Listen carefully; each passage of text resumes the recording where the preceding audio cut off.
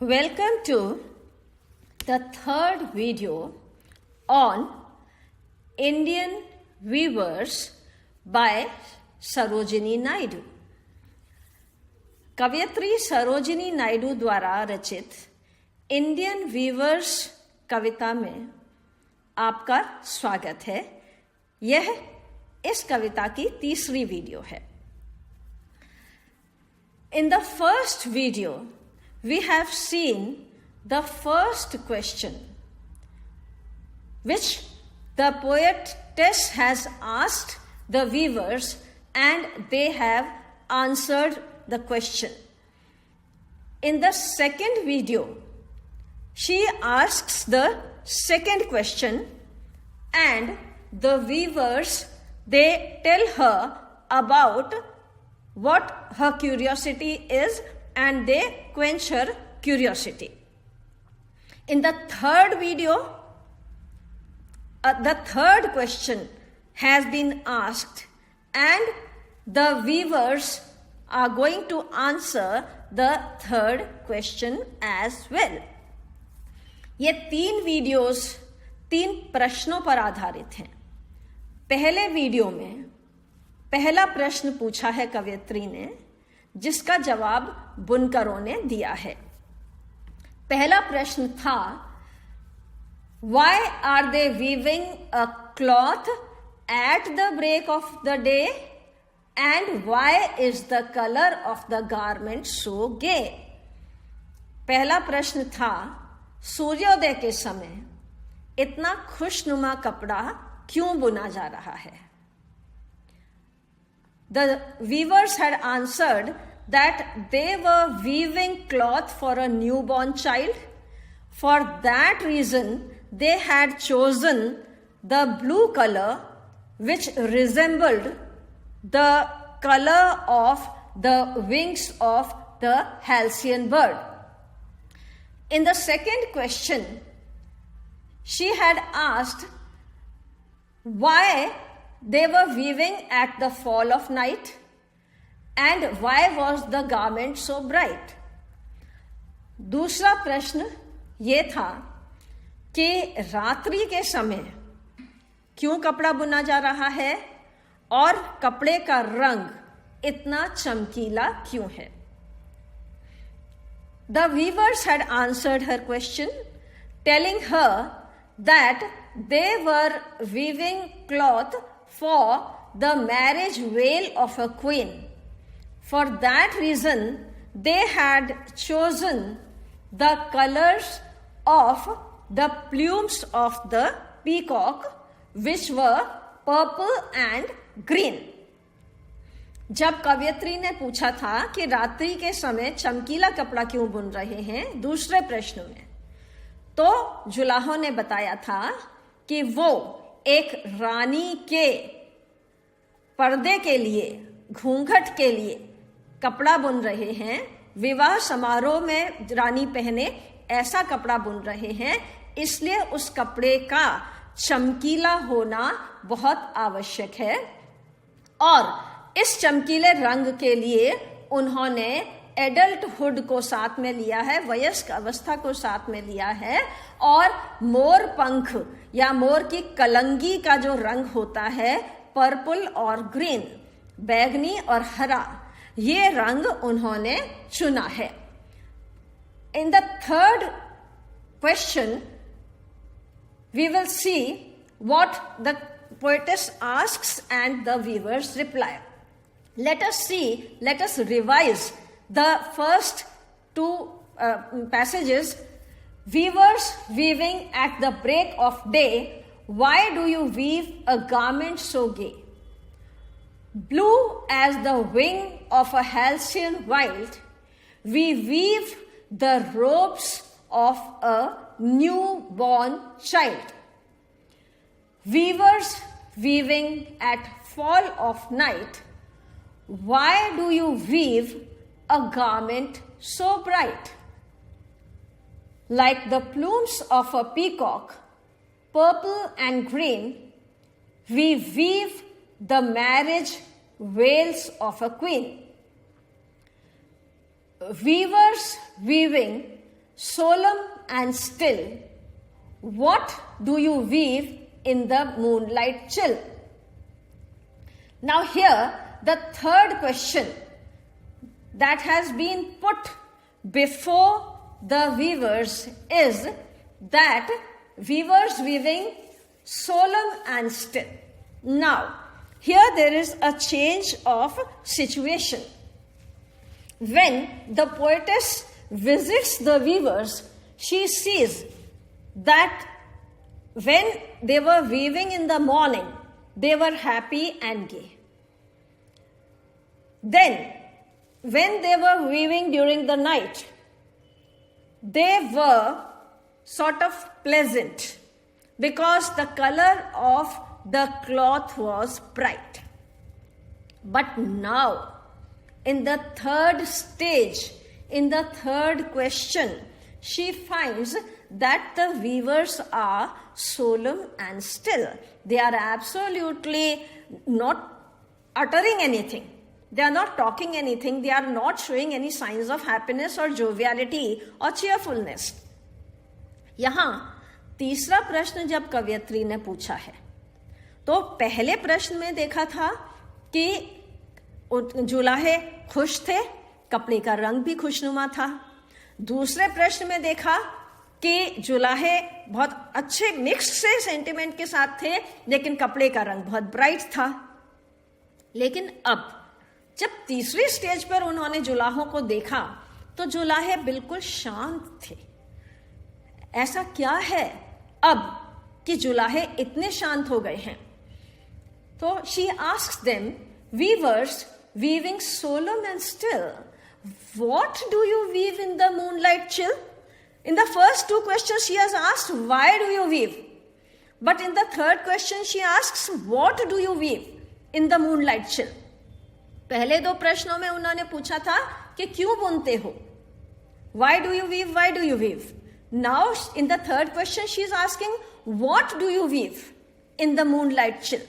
And you are so quiet, so silent. I am unable to understand what is the reason behind your such a sort of quietness. And this quietness is not very pleasant. I am not comfortable with your being so quiet. कवयित्री अब उस शांति को बहुत अच्छे से नहीं समझ पा रही हैं, इसलिए उन्होंने पूछा कि तुम इतने शांत हो, क्या कारण है और क्या बुन रहे हो और क्यों बुन रहे हो? अब तक उन्होंने पूछा था कि क्यों बुन रहे हो, क्यों बुन रहे हो, अब वो पूछती क्या बुन रहे हो, कुछ समझ नहीं आ रहा. और फिर मूनलाइट चिल है, रात को चांदनी है, बिल्कुल ठंड पड़ रही है. ऐसे समय पे कुछ समझ नहीं आ रहा है कि तुम क्या बुन रहे हो, क्यों बुन रहे हो. जुलाहे समझ जाते हैं कि कवयित्री परेशान है. The weavers understand that the poetess is uncomfortable, so they agree to tell her what is the reason. What do you weave? What are we weaving? That they agree to tell. And they tell her, white as a feather and white as a cloud. We weave a dead man's funeral shroud. Now here, these weavers, they understand the restlessness of the poetess and they tell her that white as a feather. Yes, what you are seeing is absolutely right. That we are weaving white cloth. And the color of the cloth is white. White here looks like lifeless. It looks more or less colorless. जुलाहे बताते हैं कवयित्री को कि पंख की तरह सफेद, और यहाँ सफेद का अर्थ धवल या उजला नहीं है. यहाँ सफेद का अर्थ है बेरंग, रंग विहीन और लाइफलेस, जिसमें जीवन ही ना हो. ऐसा हम कपड़ा बुन रहे हैं, इसीलिए हमने ये रंग चुना है. and white as a cloud. जिस तरह से बादल होते हैं सफेद रंग के, पंख होते हैं सफेद रंग के, वैसा हम कपड़ा बुन रहे हैं। हम क्यों सफेद रंग का कपड़ा बुन रहे हैं, इसके पीछे भी खास प्रयोजन है। We have a very specified reason to have chosen the color white behind our choice of weaving, and this white color has been chosen because we weave a dead man's funeral shroud. The reason behind choosing the color white is that here we are weaving a dead man's cloth. How can we be full of life when we are weaving for a dead man with the thought that death is connected to what we are weaving? यहाँ बुनकर ये कहते हैं कि हम सफेद रंग जानबूझ करके बुन रहे हैं। सफेद रंग का चयन हमने इसलिए किया है क्योंकि हम मृतक का कपड़ा बुन रहे हैं, और जब हम मृतक का कपड़ा बुनते हैं तो न तो उस बुनने की क्रिया में जीवंतता है, ना ही हमारे मन में कोई उमंग है, और मृत्यु का भाव हमारे मन में निरंतर बना हुआ है जिस समय हम ये कपड़ा बुन रहे हैं। ऐसे समय पर हमारे अंदर प्रसन्नता या उमंग का होना संभव नहीं है, क्योंकि मृत्यु एक गंभीर विषय है। The concept of death is a serious one. For that reason, we are absolutely solemn and still. For that reason, we are not showing those signs of happiness and cheerfulness which you might be expecting from us. Because earlier you have seen us in a happy mood. When we were weaving the child's cloth, we were thinking about the coming of a new life on this earth. So we were cheerful. When we were weaving the cloth of a bride, we were thinking of the birth of a new family union. So we were happy about it. Now we are thinking about death. And death means the end of everything. And with death, there is neither sentiment nor any sort of happiness.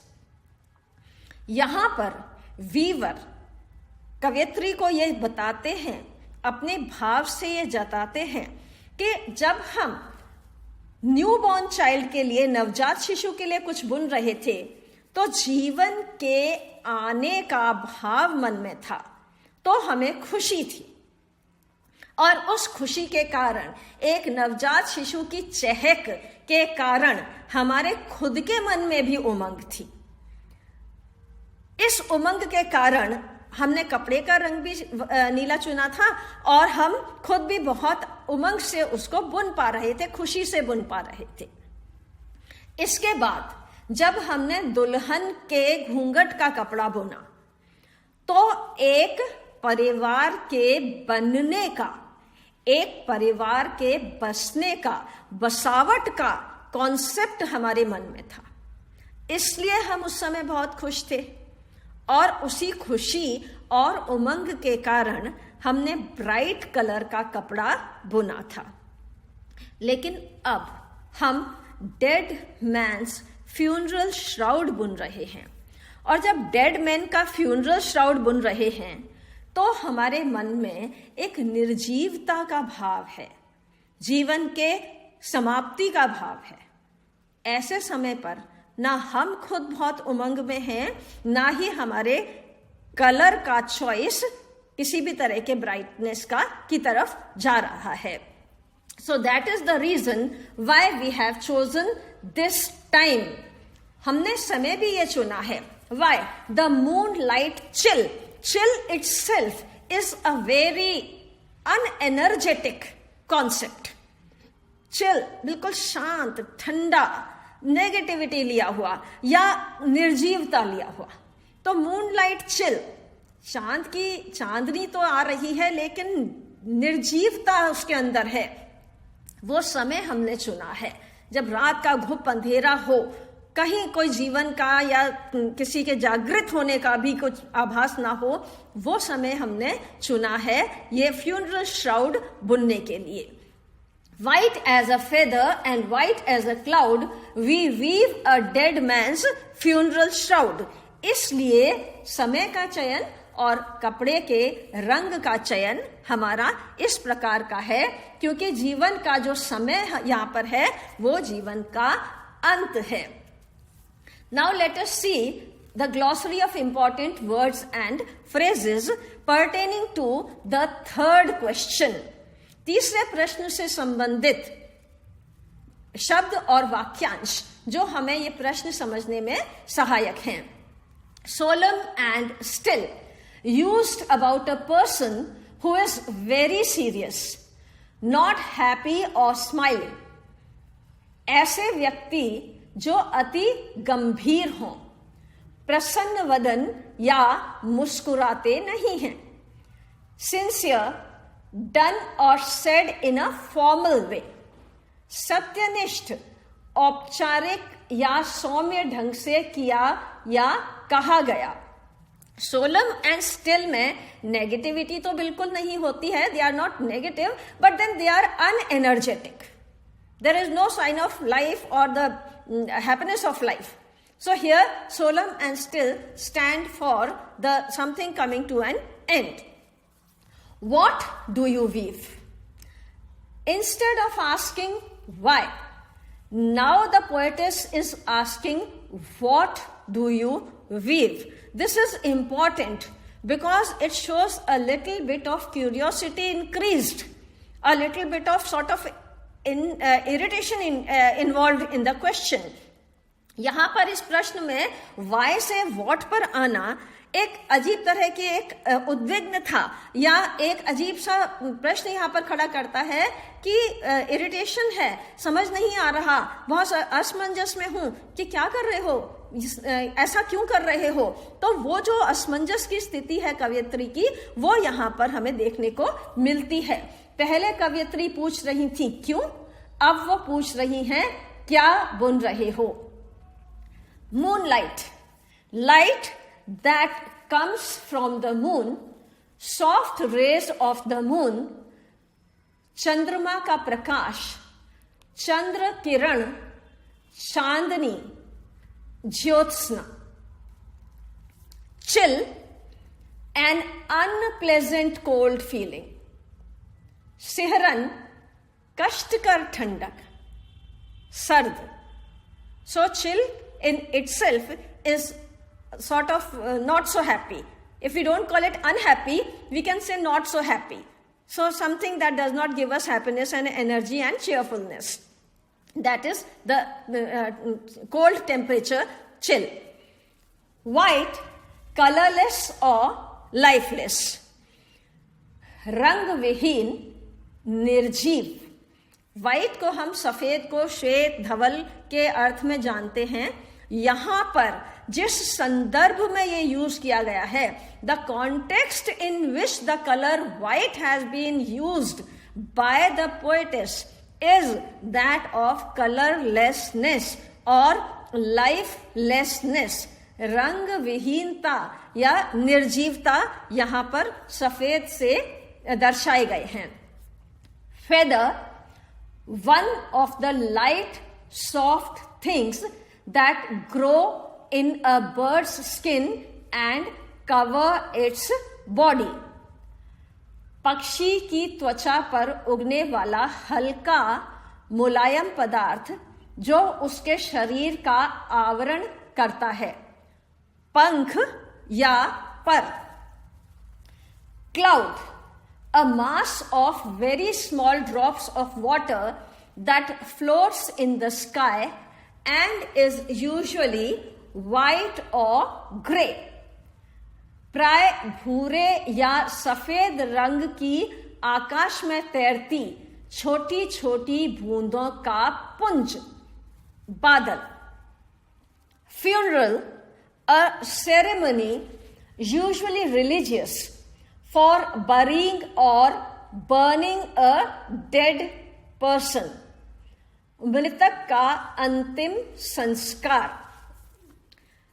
Shroud, a cloth or sheet that is put around a dead body before it is buried. कफन या मृतक के शरीर को ढकने के लिए प्रयुक्त कपड़ा. So here we see that the third question has been answered by the weavers, that now they are weaving the funeral shroud of a dead man. For that reason they are not happy and they are solemn and still. यहाँ तीसरे प्रश्न का उत्तर जुलाहों ने दे दिया है कि मृतक का कफन बुन रहे हैं, इसलिए वो बिल्कुल शांत होकर के चुपचाप उस कपड़े को बुन रहे हैं. So in this poem we have seen that the poetess has covered the 3 stages of life: childhood, adulthood and death. The beginning of life, then the continuity of life, where we live our life with full energy and taking it as a challenge and with an impulse to win life over. And in the third stage, it is the end of life, when life just is no more. It's just shut down. So that is the third stage, when you are no more. So which is denoted by death. तो यहाँ हमने देखा कि इस कविता के 3 प्रश्नों में कवयित्री ने 3 अलग अलग जीवन के समय काल लिए हैं. बचपन, जब हम पैदा होते हैं, उमंग से भरे हुए होते हैं हम भी और हमारे साथ जुड़े हुए लोग भी. उसके बाद वयस्क जीवन, जहां पर हम चुनौतियों का सामना करते हैं और जीवन से जीतने का, संघर्ष कर करके जीत जाने का एक जज्बा हमारे अंदर होता है. और उसके बाद थर्ड स्टेज है जब समाप्ति हो जाती है, सब कुछ खत्म हो जाता है, कुछ भी नहीं रहता, हम भी नहीं रहते हैं, जिसको हम मृत्यु के नाम से जानते हैं. तो इस छोटी सी कविता में 12 लाइन की कविता में कवयित्री ने हर 4 पंक्तियों में 2 पहले की पंक्तियों में क्वेश्चन और सेकंड 2 में answer. In this poem of 4 lines, the poetess has divided it into 3 questions, and in each 4 lines, the first 2 lines are the question asked by the poetess, and the second 2 lines are the answers given by the weavers. And in this way, she has developed a very easy to understand pattern, and which contains the whole of human life. इस तरह से मात्र 12 पंक्तियों में 3 प्रश्नों के माध्यम से और 3 प्रश्नों के उत्तर के माध्यम से कवयित्री ने पूरे जीवन का सारांश हमारे सामने प्रस्तुत कर दिया है. This is the end of the poem Indian weavers by Sarojini Naidu. यहाँ पर सरोजिनी नायडू की कविता इंडियन वीवर्स समाप्त होती है. धन्यवाद. Thank you.